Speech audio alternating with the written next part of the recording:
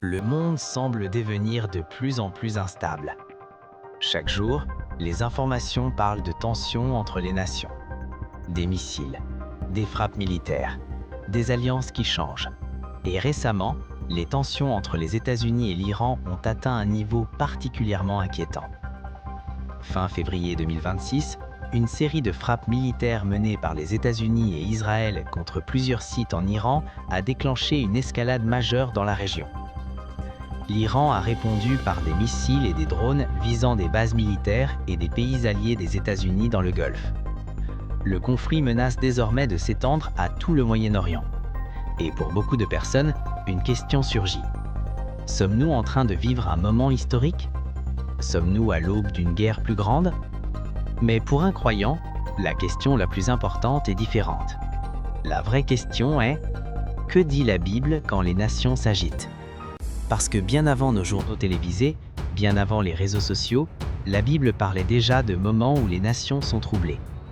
Et dans ces moments, Dieu rappelle toujours une vérité fondamentale. Il reste souverain. Aujourd'hui, nous allons regarder ces événements avec une perspective différente. Pas une perspective politique, pas une perspective médiatique, mais une perspective biblique. Parce que comprendre ce que dit la Bible change complètement notre manière de regarder le monde.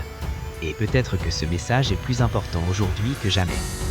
Si les tensions dans le monde t'inquiètent parfois, écris simplement en commentaire « Dieu contrôle l'histoire ». Maintenant, prenons un moment pour comprendre ce que la Bible dit réellement.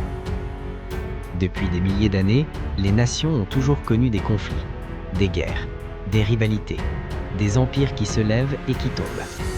Lorsque nous regardons l'histoire humaine, nous réalisons que les tensions entre les peuples ne sont pas nouvelles.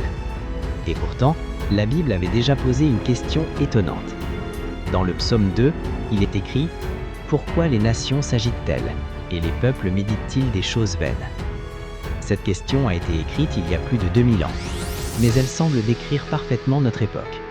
Les nations s'agitent, les dirigeants se confrontent, les alliances changent, les peuples vivent dans l'incertitude. Et parfois, nous avons l'impression que le monde est hors de contrôle. Mais ce que la Bible révèle, c'est que Dieu n'est jamais surpris par l'histoire humaine. Même lorsque les nations semblent agir de manière chaotique, Dieu observe, Dieu dirige, Dieu reste souverain. Cette idée peut sembler difficile à comprendre, parce que lorsque nous voyons des conflits, des souffrances et des guerres, nous avons l'impression que tout est incontrôlable. Mais la Bible affirme quelque chose de radical. Dieu est au-dessus de l'histoire. Dans le livre de Daniel, il est écrit « C'est lui qui change les temps et les circonstances. Il renverse les rois et il établit les rois. » Cela signifie que l'histoire humaine n'est pas simplement une succession d'événements aléatoires. Il existe une réalité plus profonde, une réalité spirituelle, une réalité divine. Et même lorsque les nations se confrontent, Dieu n'a jamais perdu le contrôle. Mais alors, une autre question apparaît. Si Dieu est souverain, pourquoi y a-t-il des guerres? Pourquoi y a-t-il des conflits? Pourquoi les nations s'affrontent-elles? Pour répondre à cette question, nous devons écouter les paroles de Jésus lui-même. Dans Matthieu chapitre 24, Jésus parle de l'avenir du monde, et il dit quelque chose d'extraordinaire. Vous entendrez parler de guerre et de bruit de guerre. Voyez, ne soyez pas troublés, car il faut que ces choses arrivent. Mais ce ne sera pas encore la fin. Ces paroles sont profondément importantes, car Jésus ne nie pas que les conflits existeront. Il ne promet pas un monde sans tension, mais il donne un avertissement très clair. Ne soyez pas troublés. Autrement dit, les croyants ne sont pas appelés à vivre dans la peur. Pourquoi? Parce que la peur collective est souvent l'une des armes les plus puissantes dans l'histoire humaine. Lorsque les tensions internationales augmentent, la peur se propage très vite. Les médias diffusent des images alarmantes. Les réseaux sociaux amplifient les rumeurs. Les gens imaginent les pires scénarios. Et peu à peu, la peur envahit les esprits. Mais la Bible nous rappelle une vérité essentielle. Dans 2 Timothée 1,7, il est écrit « Dieu ne nous a pas donné un esprit de peur, mais un esprit de force, d'amour et de sagesse. » Cela signifie que même dans un monde troublé, le croyant peut vivre dans la paix. Et cette paix ne vient pas des circonstances, elle vient de Dieu. Dans l'évangile de Jean, Jésus dit « Je vous laisse la paix, je vous donne ma paix. Je ne vous donne pas comme le monde donne. Que votre cœur ne se trouble point et ne s'alarme point. » Cette paix est différente de tout ce que le monde peut offrir, parce qu'elle ne dépend pas de la situation mondiale, elle dépend de la présence de Dieu.